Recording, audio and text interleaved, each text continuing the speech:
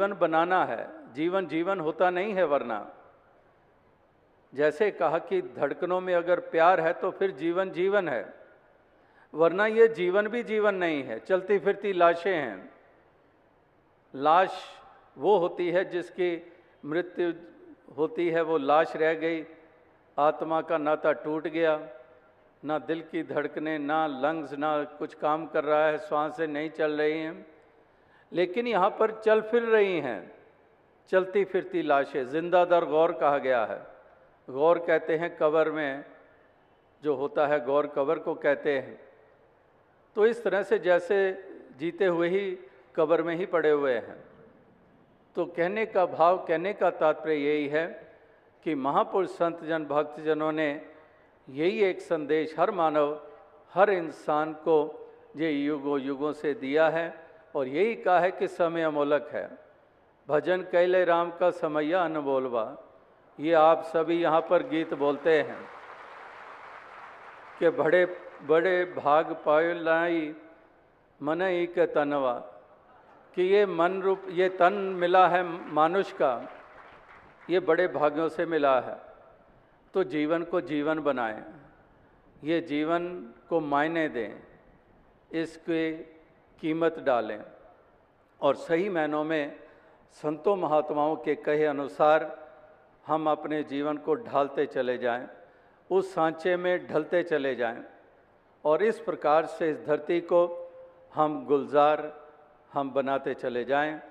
वरना तो एक और पंक्ति ध्यान में आती है कि इस धरा का, इस धरा पे धरा ही रह जाता है, कि जो इस धरा यानी कि धरती का है, जो इस धरा का धरती, धरा पे धरा ही रह जाता है, सब कुछ यहीं रह जाता है, एक सुई भी साथ नहीं जाती है।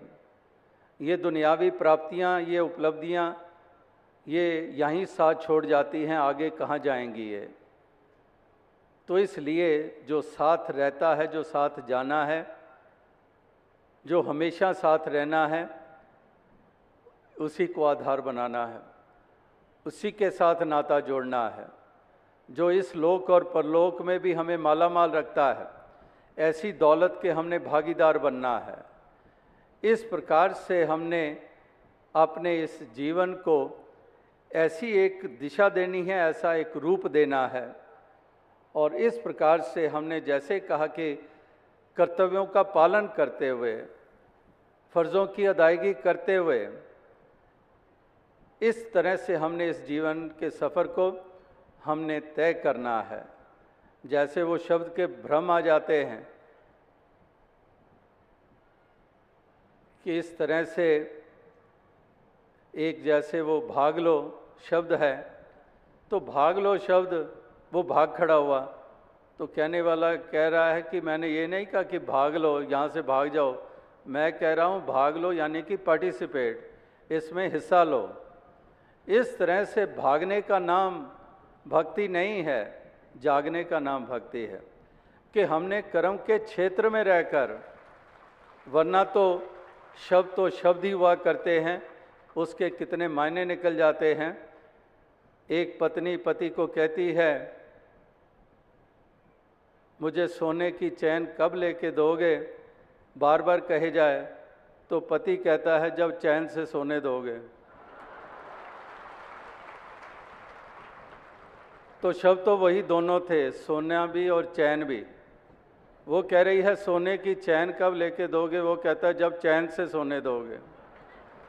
तो इस तरह से शब्द तो शब्द हुआ करते हैं, लेकिन उसके मायने जो समझ जाता है वो वास्तविकता में एक सही एक जीवन को रूप देता है।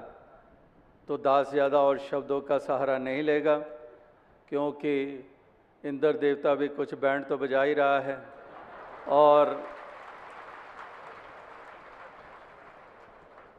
और आप सभी इन मैदानों में इस तरह से यहाँ पर विचरण कर रहे हैं।